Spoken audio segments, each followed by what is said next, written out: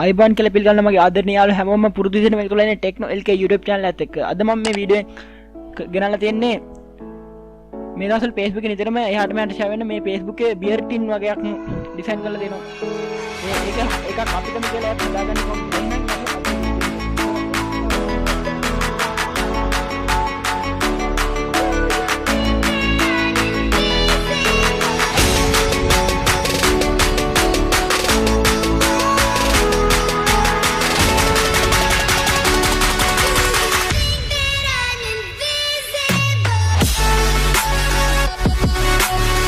මම දීලා තියෙන ෆයිල් එක ඩවුන්ලෝඩ් කරා නම් ඔයාලට මෙන්න මේ විදිහට තමයි ස්ක්‍රීන් එක බලා ගන්න පුළුවන් වෙන්නේ.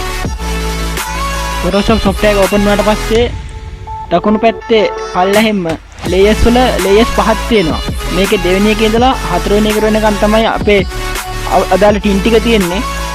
ඔයාලට කන්ටෙන්ට් එක ඔයාලා කැමතිම ටින් එක විතරක් ටින් එක edit කරන්න right click කරලා edit content කියන එක click කරන්න. ඊට පස්සේ මෙන්න මේ වගේ එකක් ඕපන් වෙයි. ඒකෙත් උඩින්ම තියෙන ලේයර් එක right click කරලා edit content කියන එක click කරන්න. ඊට පස්සේ මෙන්න මේ විදිහට window එකක් ඕපන් වෙයි. ඊට පස්සේ file open වලට ගිහිල්ලා අපිට ඕනේ මේ tin එකේ background එකට ඕනේ photo එක තෝරලා ඒක අපි අර හදාගත්ත එකට ඇදලා දා ගන්න ඕනේ. ඒකල අපිට ඕනේ විදිහට ඒක adjust කර ගන්න ඕනේ.